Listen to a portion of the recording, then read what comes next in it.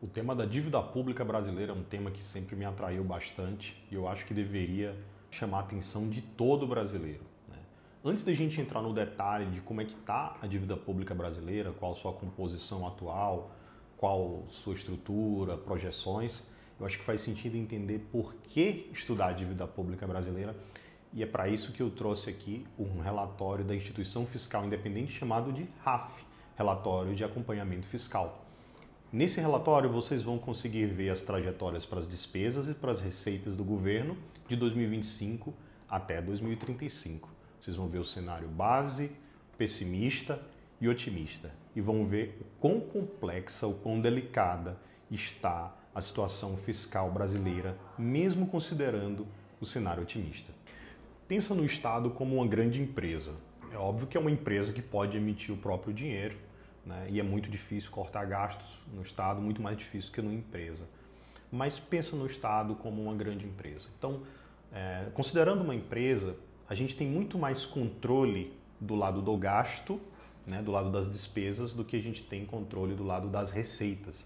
As receitas, elas estão dentro de um cenário de probabilidades. Então a gente tem que avaliar qual que é a tendência de crescimento global, qual que é a tendência de demanda para o meu produto em específico, como que estão os nossos concorrentes, porque isso acontece com países, especificamente com países produtores de commodities. Então o Brasil ele concorre na exportação de minério de ferro com uma série de outros países, por exemplo, né? Então a gente pode pensar que é muito mais fácil controlar a despesa do que controlar a receita. É muito mais fácil prever a despesa do que prever a receita, né? E aqui no relatório da Instituição Fiscal Independente, a gente vê justamente que a incerteza, né, para o crescimento global ela é muito maior do que era lá na época da pandemia, por exemplo, né? Então, a gente vê aqui que os argumentos que são colocados são os que todo mundo já sabe. Então, guerra comercial, a diminuição na colaboração entre países, né, a formação de blocos ali, o bloco da China e o bloco americano, e a imposição de tarifas e como isso tem efeitos ruins, né, tem efeitos deletérios para o crescimento global. E com isso a gente já sabe que é provável que o crescimento para os próximos anos não seja o que foi no passado. Fora isso, a gente tem a questão do crescimento populacional. As famílias estão tendo muito menos filhos e algumas não estão tendo filho algum. Então, isso é algo para a gente colocar na conta. O número de indivíduos que vai ter no planeta não tende mais a crescer na mesma velocidade que cresceu no passado, né?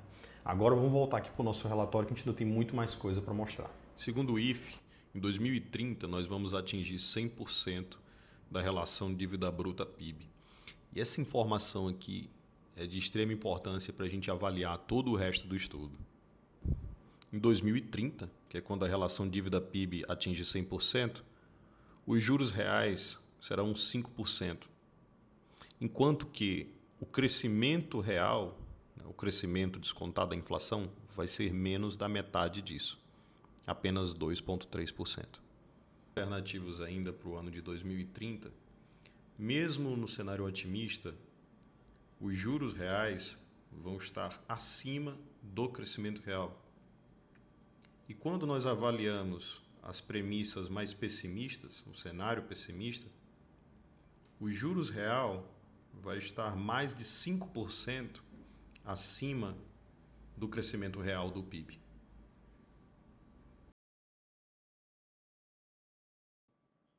Eu trouxe aqui os gráficos com as projeções de receita líquida e das despesas primárias da União como percentual do PIB, né? Só lembrando que as receitas líquidas são a receita total menos a transferência por repartição de receitas, que basicamente redistribui uma parte da arrecadação do imposto de renda, do IPI, dos royalties de petróleo e mineração da União para os estados e municípios.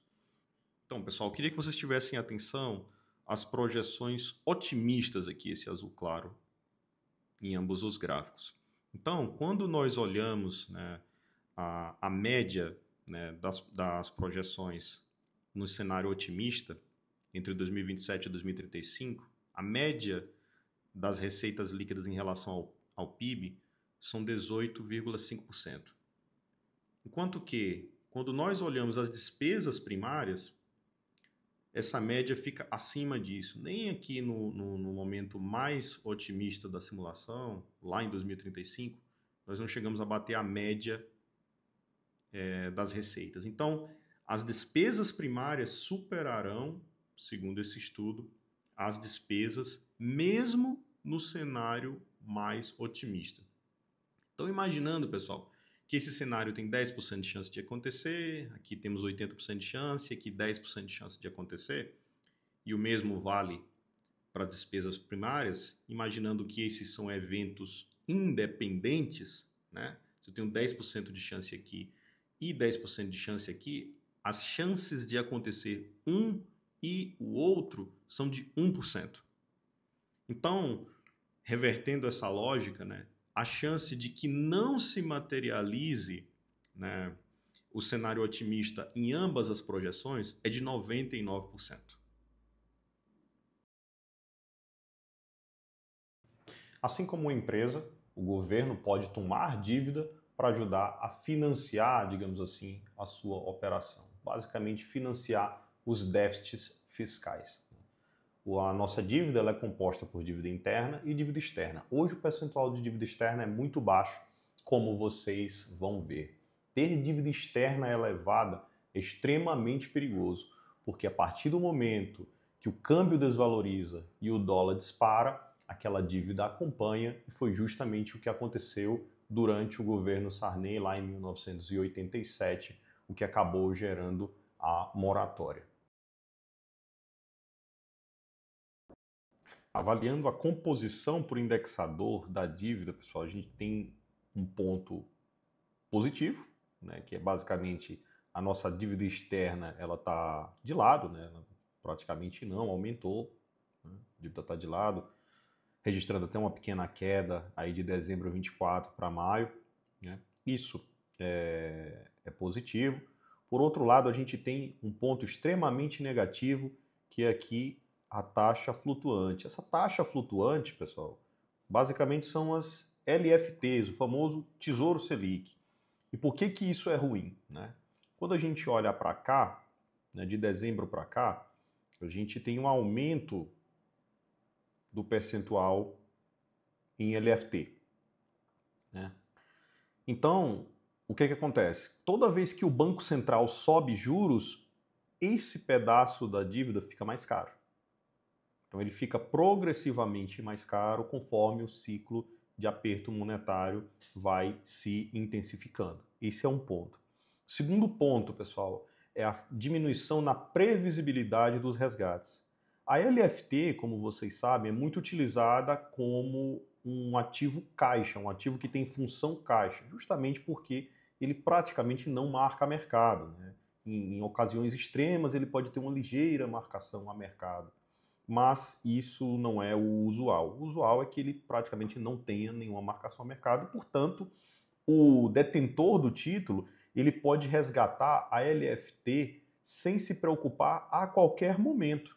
Então, como boa parte da dívida é atrelada foi emitida, né, em LFTs, o Tesouro tem menos controle, né, sobre os resgates, né? Pois, por exemplo, nos prefixados e nas NTNBs, né, nos títulos atrelados à inflação e nos prefixados, os efeitos de marcação a mercado, quando há uma abertura na curva de juros, eles são expressivos, o que faz com que os detentores desses títulos pensem duas vezes antes de resgatar aquele ativo, né? Então, isso já dá um pouco mais de previsibilidade para o Tesouro, haja vista que a grande maioria das pessoas não vai querer realizar prejuízo, a não ser em última instância. Quando nós falamos dos detentores, a gente também tem um ponto de atenção aqui, que é justamente a diminuição na participação do grupo Previdência, né? A participação desse grupo caiu para 23%. Por que que é importante ter previdência dentre os seus credores, pessoal, porque os fundos de previdência eles têm horizontes de investimento longos, né? Eles podem ficar com aqueles títulos na carteira durante muito tempo, né?